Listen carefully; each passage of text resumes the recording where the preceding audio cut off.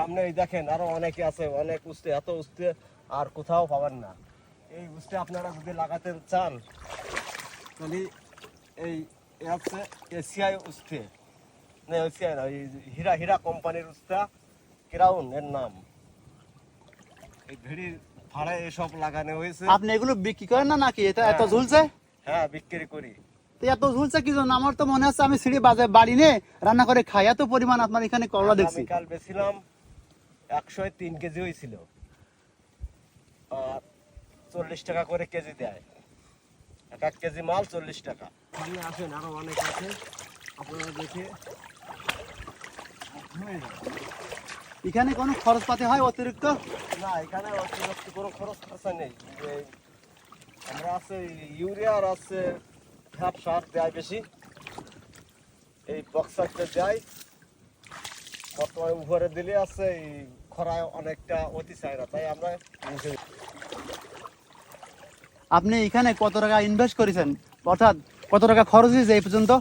এই পর্যন্ত ধরেন এই আমাদের এই হাংটা দেওয়া আছে ওই বর্ষাকালের সময়, হ্যাঁ, সেই একই খরচে এই উস্তের বান্ডা এখন চলছে। এখন খরচটা খুব কম।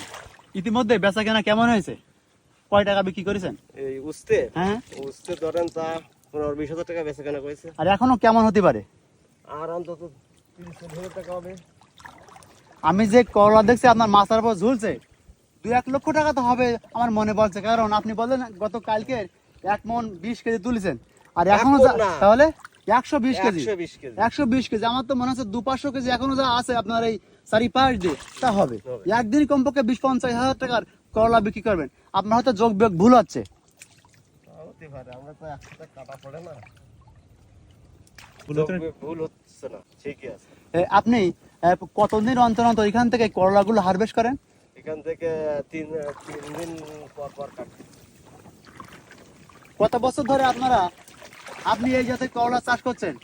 আমি করলা চাষ করছি তো 15-20 বছর ধরে। তো স্বাবলম্বী হতে পারিছেন? মোটামুটি। গাড়ি বাড়ি করে অনেকে, আপনি কিছু করেছেন? গাড়ি বাড়ি। গাড়ি বাড়ি হুম। কি করেছেন?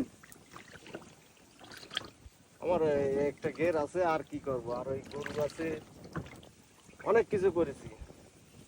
যাক, হ্যাঁ। আমরা দোয়া করি আপনি আরো এভাবে শাকসবজি চাষ করে স্বাবলম্বী হন।